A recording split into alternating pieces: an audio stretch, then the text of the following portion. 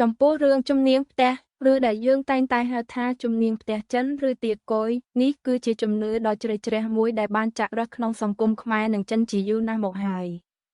បាននិយាយពីផ្នែកជំនឿផ្លូវងងឹតនិងវប្បធម៌មនុស្សភាគច្រើនពិតជាមានជំនឿយ៉ាងមុតមាំថាជំនាញផ្ទះគឺជាទេវតារក្សាផ្ទះឬជាអ្នកយាមទ្វារដែលមានតួនាទីយ៉ាងសំខាន់ក្នុងការពារទឹកដីនិងរបងផ្ទះរារាំងមិនឲ្យព្រលឹងអាក្រក់ខ្មោចព្រាយបិសាចឬថាមពលអវិជ្ជមាននានាចូលមកបៀតបៀនមនុស្សនៅក្នុងផ្ទះ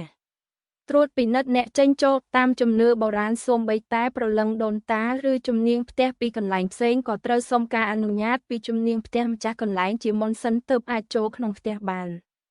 នាំលាភសំណាងក្រៅពីការពារហើយក៏ជួយទាក់ទាញទ្រព្យសម្បត្តិនិងសេចក្តីសុខសាន្តដល់អ្នកដែលគោរពបូជាត្រឹមត្រូវផងដែរទស្សនៈបែបចិត្តវិទ្យានិងវិទ្យាសាស្ត្របើទោះបីជាគ្មានការស្រាវជ្រាវវិទ្យាសាស្ត្រណាអាចមើលឃើញឬបញ្ជាក់ពីវត្តមានរបស់ព្រលឹងអាក្រក់និងទេវតាការពារក៏ដោយប៉ុន្តែការរៀបចំអាសនៈជំនាញផ្ទះមានឥទ្ធិពលខ្លាំងទៅលើផ្លូវចិត្តវាបង្កើតអារម្មណ៍កក់ក្តៅសុវត្ថិភាពនិងភាពស្ងប់ចិត្តដល់ម្ចាស់ផ្ទះនៅពេលចិត្តយើងមានអារម្មណ៍ថាមានអ្នកការពារដ៏មានបារមីរងចាំជួយចិត្តសាស្ត្រយើងនឹងរងមាំមិនងាយភ័យខ្លាចឬព្រួយបារម្ភពីអ្វីដែលមើលមិនឃើញនោះឡើយ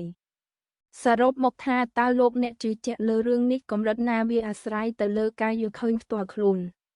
ប៉ុន្តែនៅក្នុងវប្បធម៌ការគោរពបូជាជំនាញផ្ទះដោយចិត្តបរិសុទ្ធធ្វើឲ្យផ្ទះមានសិរីសួស្តីនិងនាំមកនូវភាពកក់ក្តៅក្នុងចិត្តជានិច្ចដើម្បីឆ្លើយតបទៅនឹងសំណួរដ៏មានអត្ថន័យខាងលើខ្ញុំសូមបកស្រាយលម្អិតដោយបំបែកជាសំណួរគន្លឹះនិងលើកយកសាច់រឿងឧទាហរណ៍មួយមកបញ្ជាក់ឲ្យកាន់តែងាយយល់និងស៊ីជម្រៅដូចខាងក្រោម 1. សំណួរគន្លឹះដើម្បីបកស្រាយដើម្បីយល់ច្បាស់ពីតួនាទីរបស់ជំនាញផ្ទះយើងអាចចោទជាសំណួរ3យ៉ាង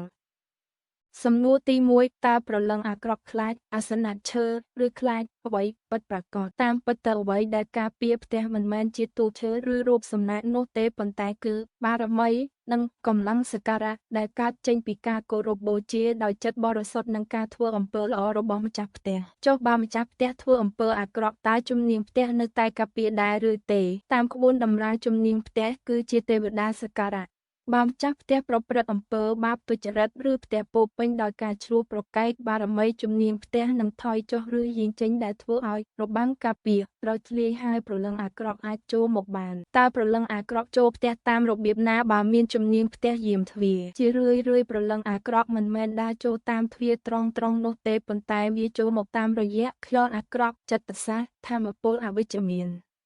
នៅពេលដែលមនុស្សក្នុងផ្ទះអស់បុណ្យអស់រាសីឬចិត្តទន់ជ្រាយខ្លាំងសាច់រឿងឧទាហរណ៍របាំងចិត្តនិងរបងផ្ទះដើម្បីឲ្យកាន់តែច្បាស់សូមសាកល្បងអានសាច់រឿងបែបឧបមាដូចខាងក្រោមនៅក្នុងភូមិមួយមានផ្ទះពីរស្ថិតនៅទល់មុខគ្នាផ្ទះទី1ផ្ទះលោកតាសុកគាត់មានជីវភាពមធ្យមហើយបានរៀបចំអាសនៈជំនាញផ្ទះយ៉ាងស្អាតបាតរាល់ព្រឹកព្រលឹមលោកតាតែងតែថ្វាយទឹកតែផ្លែឈើនិងអុជធូបដោយក្តីគោរព